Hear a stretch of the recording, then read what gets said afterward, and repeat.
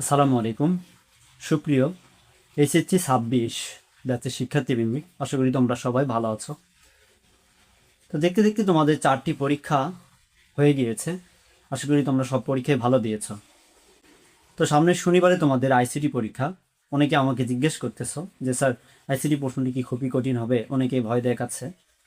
তো আমি তোমাদেরকে বলতেছি যে আইসিটি প্রশ্নটি তোমাদের স্ট্যান্ডার্ড মানের হবে।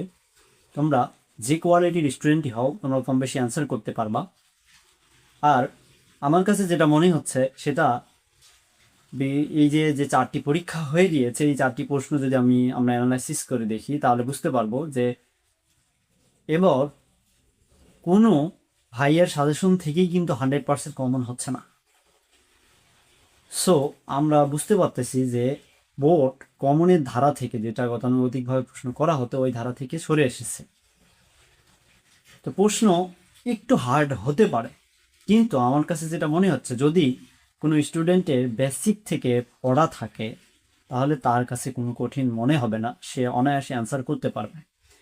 সাপোজ আমি যদি তোমাদেরকে বলি যে সংখ্যা পদ্ধতির রূপান্তর, আমি যে 9টি রুলস করাইছি তোমাদের, যে এই 9টি রুলসের বাইরে সংখ্যা পদ্ধতির রূপান্তর অন্য কিছু দিবেই না, বা দিতে পারবেও না, দিলেও হবে না, প্রশ্নটি হবে না। তো আমার কাছে যেটা মনে হচ্ছে যে রূপান্তর তো ওর বাইরে আর করতে পারবে না, রুলসের বাইরে তো আর দিতে পারবে না। তো আমরা তো রুলস পড়ছি, বেসিক পড়ছি, তাহলে আমাদের তো অত ঘাবড়ানোর কোনো প্রশ্নই আসে না। আমরা যদি বেসিক থেকে স্ট্রং থাকি, তাহলে প্রশ্ন যে মানেরই করুক আমরা অ্যান্সার করতে পারবো। কিন্তু যারা ওই যে ইম্পর্টেন্ট টপিকগুলো ধরে ধরে পড়ছে শুধু, তাদের কষ্ট হবে। তো তোমরা কেন ভয় পাচ্ছ আমি বুঝতেছি না। তো আমার আমার লাস্ট একটা কথা তোমাদেরকে বলতে চাই, সেটা হচ্ছে এমসিকিউ একটু হার্ড হতে পারে।